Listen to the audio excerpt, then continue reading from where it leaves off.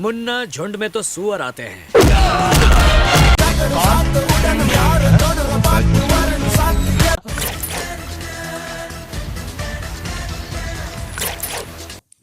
Cinema में कुछ कलाकार किरदार निभाते हैं और कुछ कलाकार खुद एक ऐसा किरदार बन जाते हैं जिसे निभाया नहीं जा सकता, सिर्फ महसूस किया जा सकता है। रजनीकांत एक नाम नहीं, एक तूफान, एक संस्कृति, एक भावना। जैसे ही उनका नाम लिया जाता है, थिएटर में माहौल बदल जाता है। सीटियां तेज हो जाती हैं, तालियां खुद ब खुद बजने लगती हैं और पर्दे पर निगाहें टिक जाती है। उनकी फिल्मों में कहानी से ज़्यादा इंतज़ार होता है थलाइवा की एंट्री का। धीमी चाल, आत्मविश्वास से भरी आंखें और फिर हवा में उछलता हुआ चश्मा। ये सिर्फ स्टाइल नहीं, ये ऐलान होता है कि सुपरस्टार आ चुका है। टाइगर का हुक्म।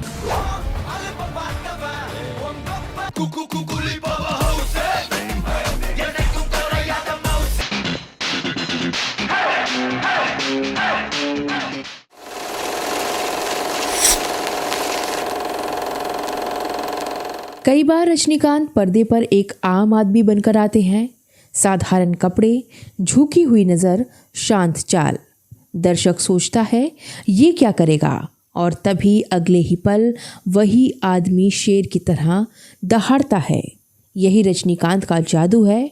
वो ज़्यादा संवाद नहीं बोलते, लेकिन जब बोलते हैं तो शब्द सीधे दिल में उतर जाते हैं। I can talk English, I can walk English, I can laugh English, you bloody fellow. Sing. Inspector Ranjit Singh. उनका स्टाइल कभी बनावटी नहीं लगा। उन्होंने कभी फैशन ट्रेंड को फॉलो नहीं किया, बल्कि फैशन खुद उनके पीछे चलता रहा। उनका चलना, रुकना, पलटकर देखना, हर मूवमेंट ऐसा लगता है जैसे कैमरा खुद उन्हें फॉलो कर रहा हो। इसीलिए रजनीकांत सिर्फ एक अभिनेता नहीं बने, बल्कि स्टाइल, स्वैग और स्क्रीन प्रेजेंस की चलती फिरती परिभाषा बन गए।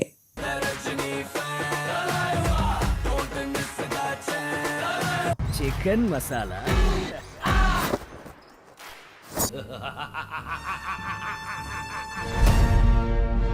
रजनीकांत की फिल्मों में डायलॉग सिर्फ शब्द नहीं होते, वे चेतावनी होते हैं, उम्मीद होते हैं और ताकत का ऐलान होते हैं।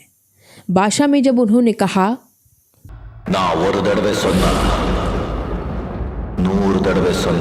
तो वो सिर्फ डायलॉग नहीं था, वो सामने वाले के लिए आखिरी अलर्ट था।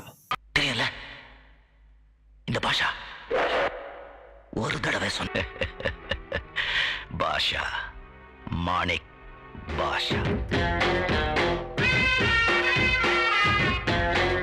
बादशाह एक ऐसे आदमी की कहानी जो शांति से रहना जानता है, लेकिन जब सीमा टूटती है तो तूफान बन जाता है। फिर आया अन्नामलाई।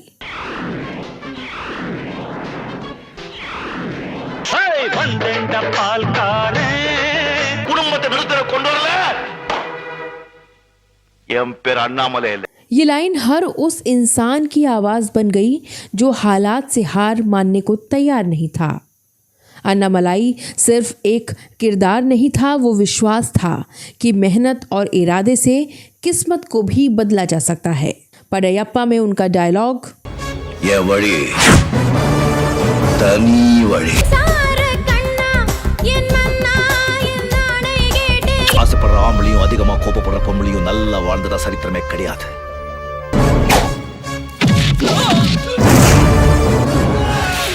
ये ताकत और मर्यादा के फर्क को समझाता है। नीलांबरी जैसे ताकतवर विलन के सामने भी रजनीकांत झुकते नहीं, बस खड़े रहते हैं और वही खड़ा रहना जीत बन जाता है। शिवाजी क्यों सिर्फ नाम नहीं हिला डाला। बॉस, टकलू बॉस। शिवाजी और एंथिरन ने साबित कर दिया कि रजनीकांत उम्र के साथ पुराने नहीं होते, बल्कि हर दौर में खुद को और आगे ले जाते हैं। परिमाण मेरी वो मैं हूँ लाखों सिम्हा तुझसी हिरनी। रजनीकांत की फिल्मों का एक नियम हमेशा चलता है, पहले अपमान, फिर खामोशी और अंत में जबरदस्त बदला। जब वो चुप रहते हैं दर्शक बेचैन हो जाता है और जब वो बोलते हैं तो पूरा सिनेमा हॉल गूंज उठता है। क्या देख रहे हो? ओरिजिनली मैं विलन ही हूँ बेटा। उनकी चुप्पी भी दर्शकों के लिए संवाद होती है। एक नज़र, एक हल्की मुस्कान या सिर का झुकना और संदेश पहुंच जाता है। रजनीकांत के किरदार लंबे भाषण नहीं देते, लेकिन हर आम आदमी की भावना बोलते हैं। गरीब की लड़ाई, सिस्टम के खिलाफ गुस्सा, आत्मसम्मान की जंग।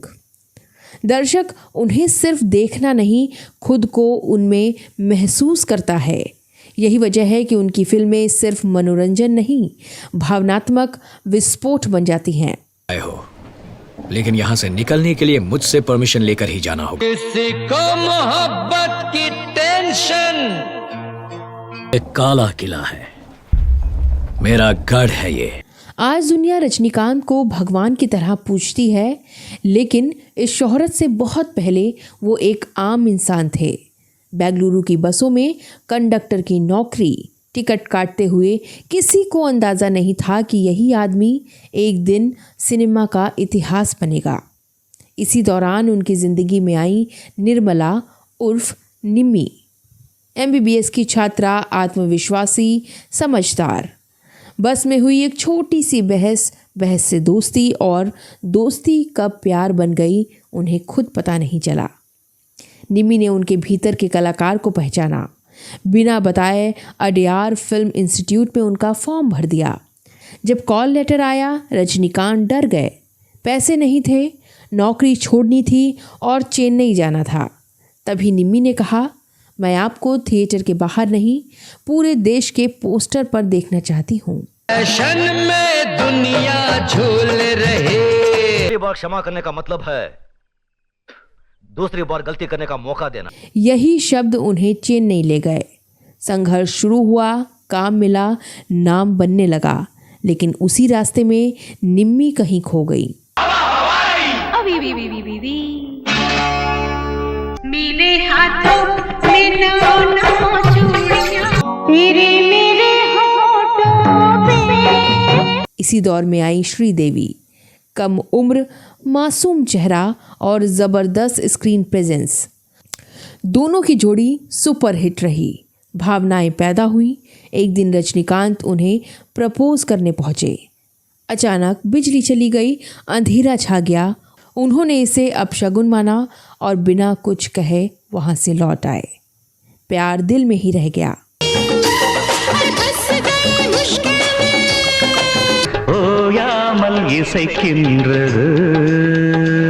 1981 में लता पार्थसारथी से शादी हुई, परिवार बसा, 2 बेटियां हुईं।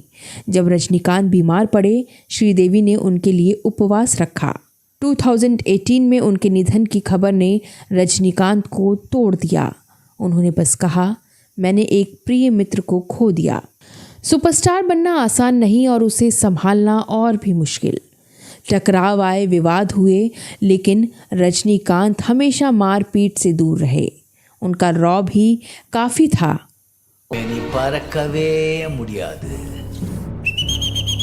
हम इस वक्त बहन के भाई नहीं, पंचायत के सरपंच है। क्या तुम ये भूल गए?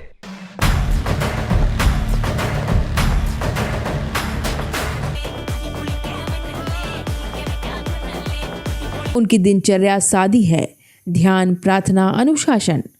वो कहते हैं, मैं भी आप ही जैसा इंसान हूँ। इतनी शोहरत के बावजूद विनम्रता नहीं छोड़ी।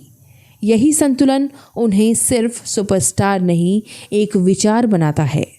क्योंकि कुछ लोग स्टार होते हैं और कुछ लोग इतिहास बन जाते हैं। रजनीकांत दूसरे किस्म के इंसान हैं। फिल्म जोन गोल्डन एरा की ओर से खास संदेश। रजनीकांत जी की लंबी उम्र, उन्हें स्वास्थ्य और सुखमय जीवन के लिए दिल से दुआ।